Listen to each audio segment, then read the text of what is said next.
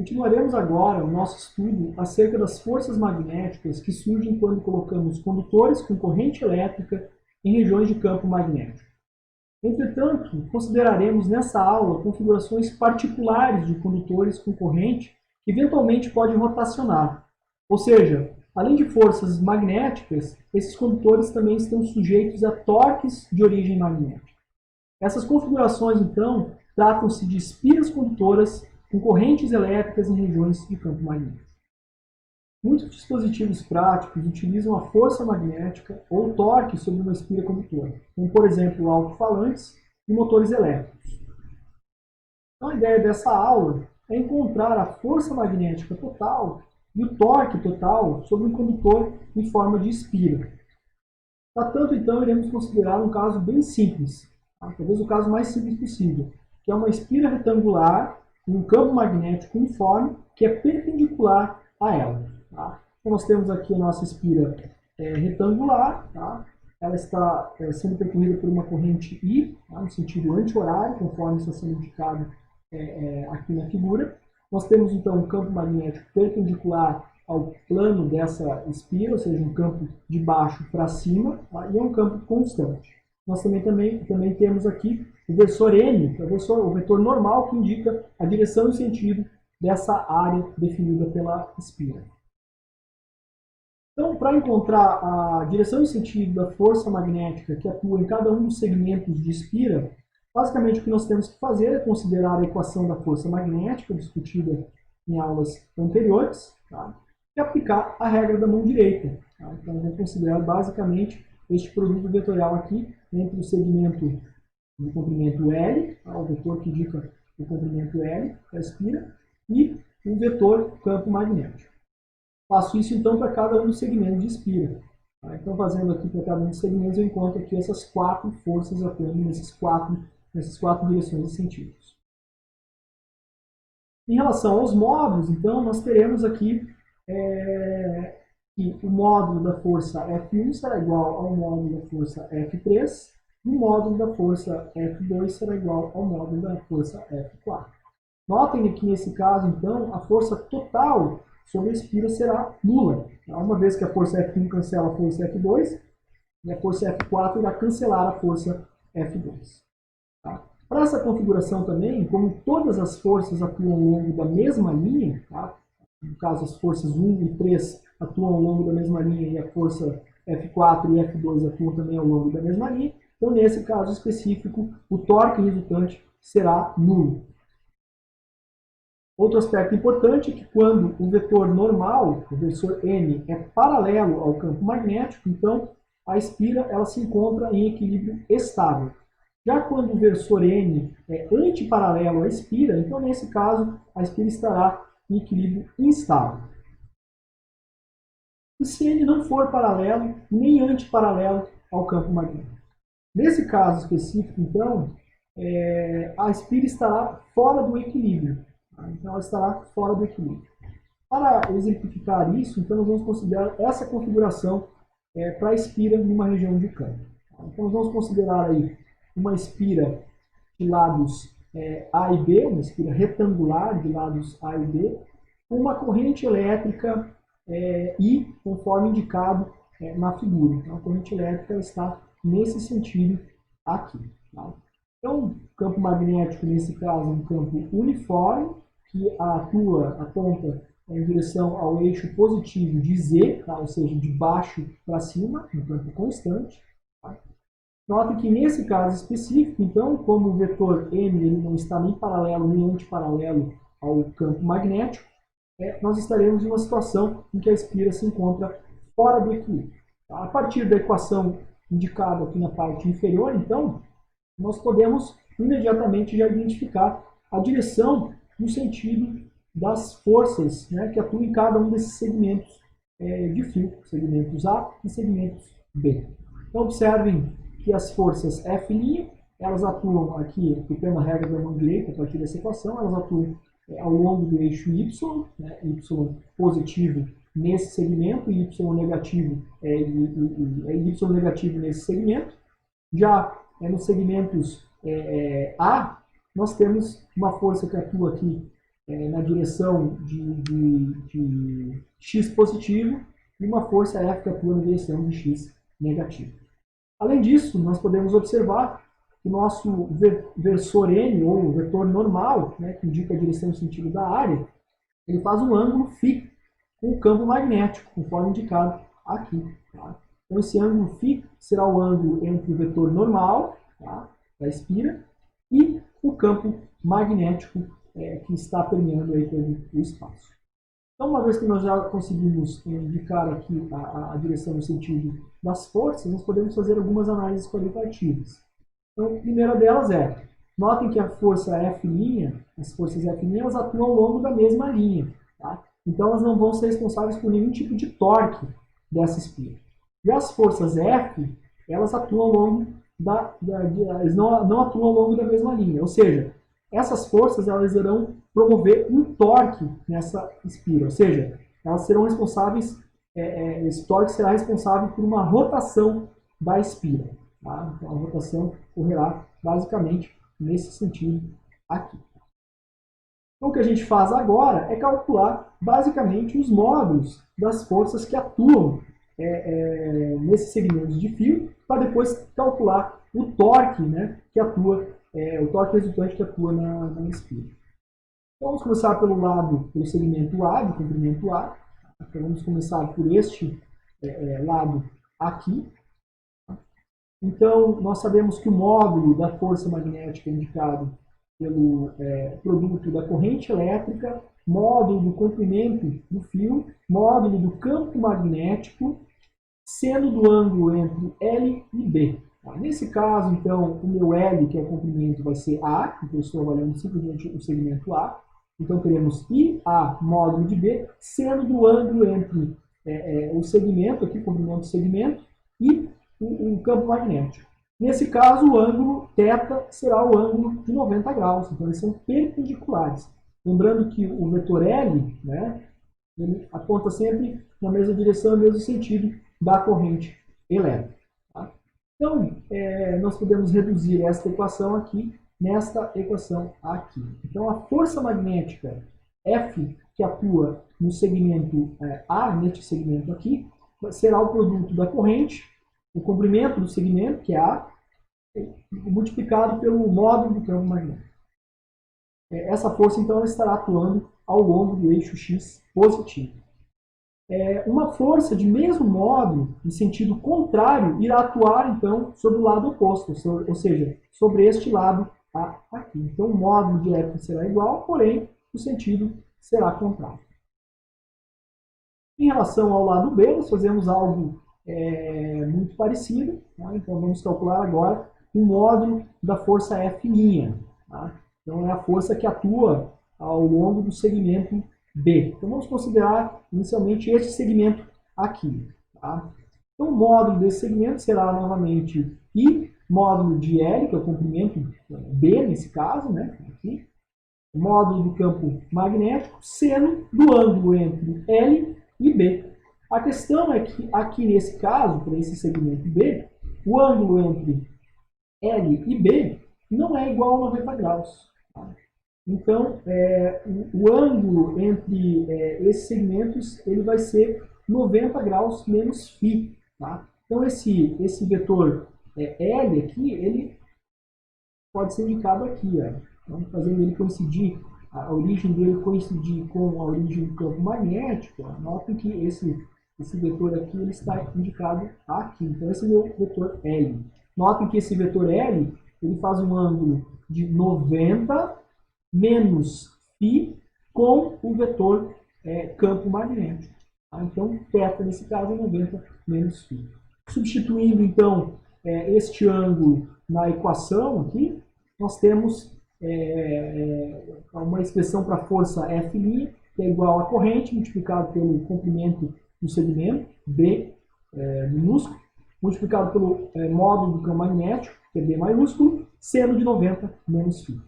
Neste ponto, então, nós utilizamos uma identidade trigonométrica. Tá? Então, nós sabemos que o seno de 90 graus menos φ será igual a seno de 90 graus, cosseno de φ, menos seno de φ, cosseno de 90 graus. Como o seno de 90 graus é igual a 1 e cosseno de 90 graus é igual a 0, logo, toda essa expressão aqui se resume a cosseno de φ. Então é isso que eu faço nesse ponto aqui. Então a expressão da força F' pode ser escrita como I, comprimento do segmento considerado, que é B, minúsculo, módulo do campo magnético, B, cosseno de φ. Tá? E essa força, então, ela irá atuar no sentido negativo de Y, ou seja, aqui. Tá? Uma força de mesmo módulo em sentido contrário, então, irá atuar sobre o lado oposto, ou seja, Y positivo. A força total, então, sobre a espira, ela será nula, tá? Uma vez que F, o módulo, né, de F' aqui, ó, esse módulo é igual a esse módulo e este aqui é igual a este. Tá? Isso vale somente para campos uniformes. Okay? Contudo, nesse caso, como as forças F elas não atuam ao longo da mesma linha, então nesse caso específico irá aparecer um torque que é diferente de zero. Então haverá um torque resultante que fará com que essa espira rotacione. Tá? Então ela irá rotacionar, uma vez que essas forças elas não atuam ao longo da mesma linha. O próximo passo, então, é calcular o torque resultante que atua sobre essa espira. Então, como mencionei anteriormente, as forças F elas não são responsáveis, as forças F' elas não são responsáveis por nenhum tipo de torque resultante, uma vez que elas atuam sobre a mesma linha. Tá? Já as forças F, essas não atuam sobre a mesma linha, então elas serão responsáveis por um torque resultante na espira. Tá? Então essa espira aí, ela tende a rotacionar em torno de um eixo de rotação que passa exatamente no eixo Y. Tá? Então essa espira ela tende a rotacionar dessa forma aqui. Ó, tá? Então essas forças atuam conforme indicado aqui na figura, tá? E essa espira tende a rotacionar aqui em torno do eixo Y. Sabemos então que o torque é dado por essa expressão aqui, tá? Que é o produto vetorial então entre o vetor R e o vetor F, tá? Onde o vetor R é o vetor que liga o eixo de rotação até o ponto de aplicação da força, ou seja, este vetor aqui, e F é a força que atua ali no segmento de fio. Então, para calcular a direção e o sentido do torque, nós aplicamos a regra da mão direita, conforme está indicado aqui nesse produto vetorial. Então, para ficar mais evidente, nós podemos translacionar este vetor R e fazer ele coincidir com a origem da fonte, da força, desculpa. Então, reescrevendo esse vetor, né, aqui, então esse aqui é o meu vetor R, nós podemos rapidamente identificar este ângulo aqui como sendo o ângulo φ, então é o mesmo ângulo que está aqui. Tá? Então, aplicando a regra da mão direita aqui, né, RF, nós temos um torque, tá, que atua no eixo, ao longo do eixo Y positivo. Tá? O mesmo, então, nós podemos fazer aqui para este segmento de baixo, aqui o segmento A, né, que atua uma força menos F.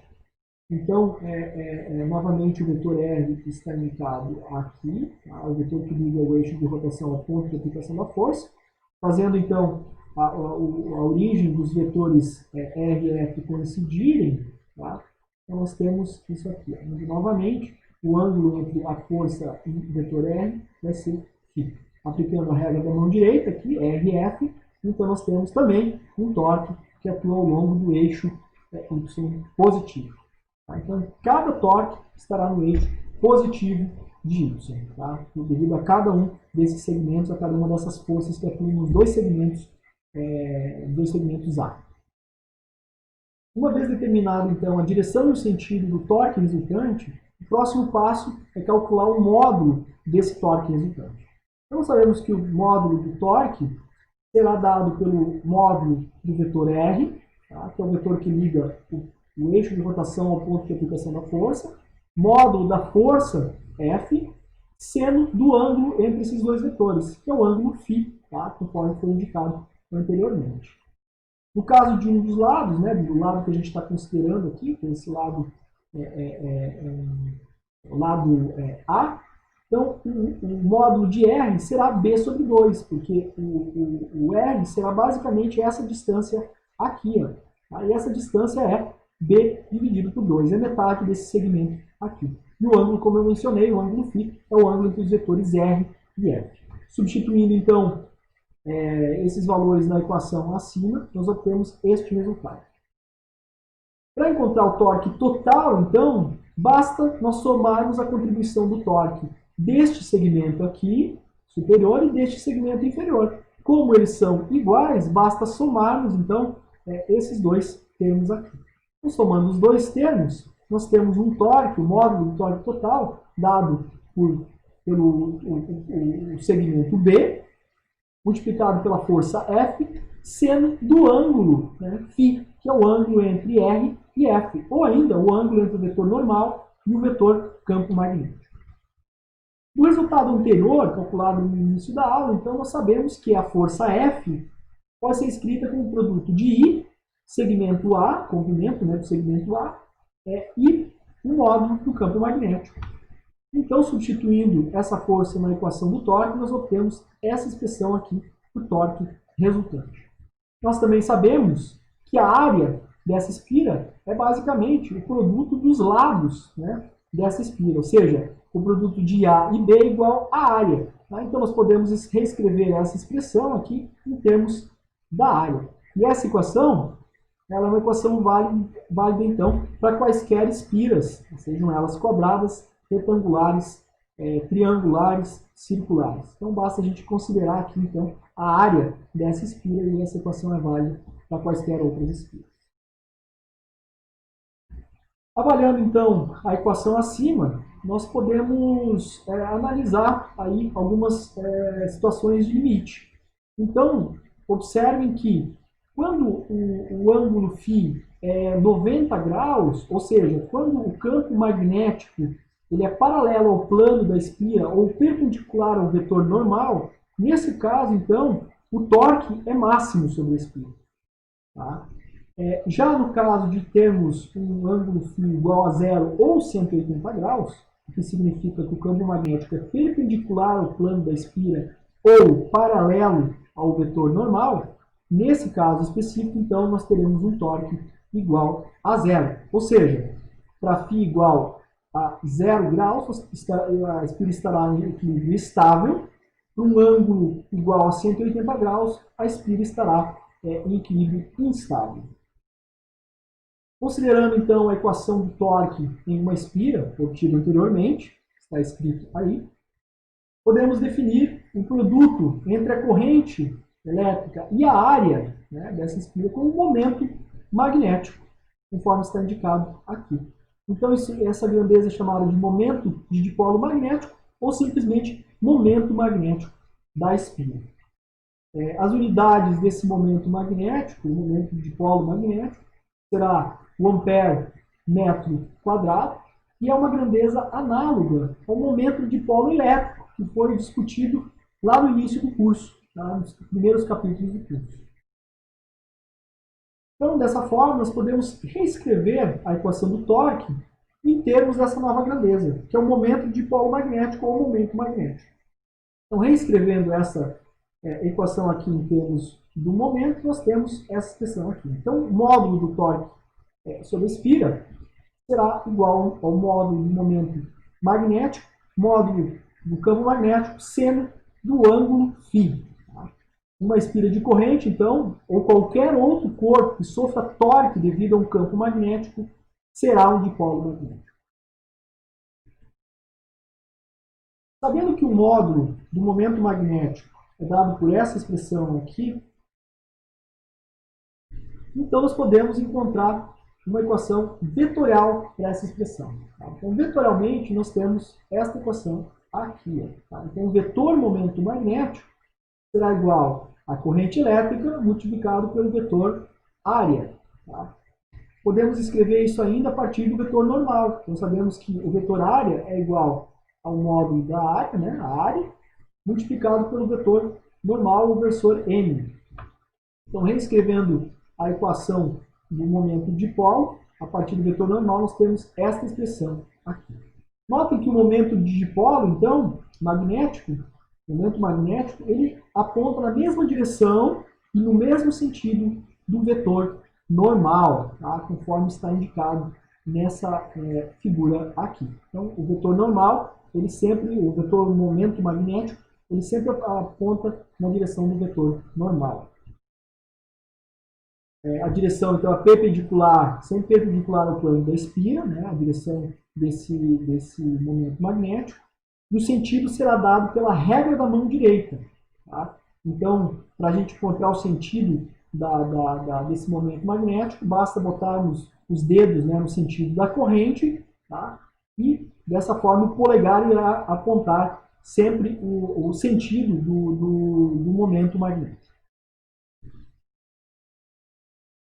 Sabendo também que o módulo de torque sobre uma espira é dado por essa expressão aqui, uma expressão então que relaciona o torque com o momento magnético e o campo magnético, também podemos reescrever esta equação a partir de uma abordagem vetorial. Então, reescrevendo essa equação vetorialmente, tá, nós temos a seguinte equação. Tá? O torque pode ser reescrito a partir do produto vetorial entre o momento magnético, tá, e o campo magnético. Então, essa aqui é uma outra expressão para o torque, né, que atua naquela espira, naquele dipolo magnético. Esse resultado, como vocês podem observar, é um resultado análogo àquele que foi encontrado no torque de um campo elétrico sobre um momento de polo elétrico. Tá? Então, se vocês remeterem às aulas iniciais do curso, vocês vão identificar uma expressão para o torque que relaciona o momento de polo elétrico com o campo elétrico. Então, é uma equação análoga a essa que nós temos aqui no campo, que relaciona, né, o momento magnético, de dipolo magnético, e o campo magnético.